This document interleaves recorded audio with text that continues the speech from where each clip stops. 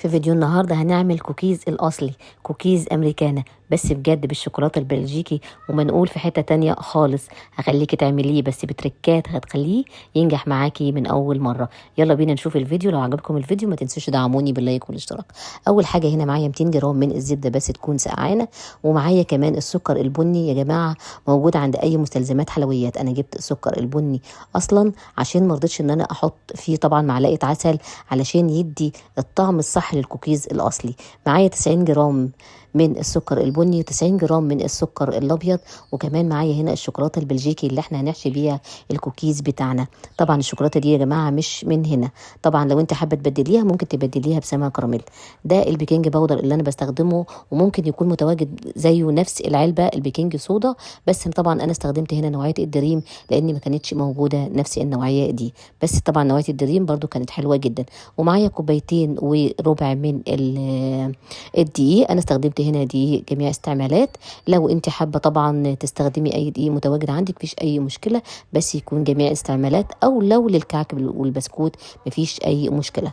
حطينا هنا الزبده بقى بتاعتنا في البوله زي ما انتم شايفين كده، وهحط عليها 90 جرام من السكر الابيض و90 جرام من السكر البني. نمشي يا جماعه على الخطوات بالظبط علشان يطلع معاك الكوكيز ناجح لاول مره. حاجه كده قرمشه من بره وجوسي جدا من جوه، وكمان بالنسبة للشوكولاتة منقول في حتة تانية خالص، علشان بصراحة بالشوكولاتة البلجيكي بجد الطعم في حتة تانية خالص. طبعا بالمضرب السلك او المضرب الكهربي او العجان بتاعنا ضربنا السكر مع الزبدة. وبعد كده كمان طبعا نسينا نقول في المكونات طبعا بيضة واحدة يا جماعة مش اكتر من كده. ضربنا معاهم البيضة وزي ما انتم شايفين الخليط بتاعي بقى بالشكل دوت. طبعا نمشي بالظبط على الطريقه والمقادير عشان يطلع معايا ناجح لاول مره. بحط معلقه صغيره من البيكنج باودر والبيكنج صودا، بنعمل تعادل يا جماعه بين الاتنين، البيكنج باودر والبيكنج صودا لازم الاتنين يبقوا قد بعض. وما ننساش كمان ممكن نحط رشه ملح زي ما انتم شايفين كده. وبقلب كل المكونات الجافه كده مع بعضها، وبعد كده هبتدي ان انا احطها طبعا على الخليط بتاعي. لو انت حابه تضاعفي المقادير عشان تطلعي كميه اكبر من كده طبعا هنضاعف المقادير بتاعتنا. كوبايتين وربع من الدقيق زي ما انتم شايفين كده، بحطهم على الخليط بتاعي، وبرضو بضربهم بالعجان بتاعي او المضرب السلك. طبعا زي ما انتم شايفين العجينه بتاعتي بيبقى فيها نسبه تلزيق شويه، تركايه كمان حلوه علشان تبقى مظبوطه معانا. انا حطيته هنا في التلاجة لمده ربع ساعه يرتاح، وبعد كده ابتديت ان انا اشتغل فيه. بس ما ننساش ان احنا نكون مسخنين الفرن بتاعتنا على درجه حراره 180، هياخد 14 دقيقه بالظبط.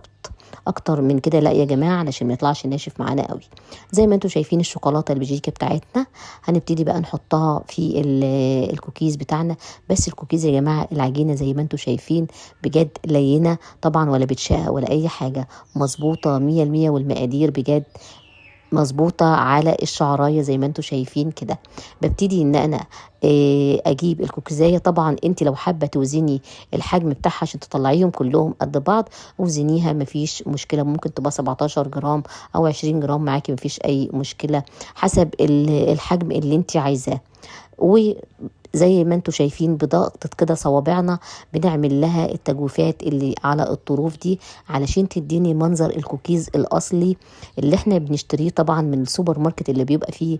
طبعا الحاجات بتبقى غالية جدا، وطبعا بيتباع غالي جدا، بالذات انه محطوط له من جوه زي ما انتم شايفين شوكولاتة غالية جدا.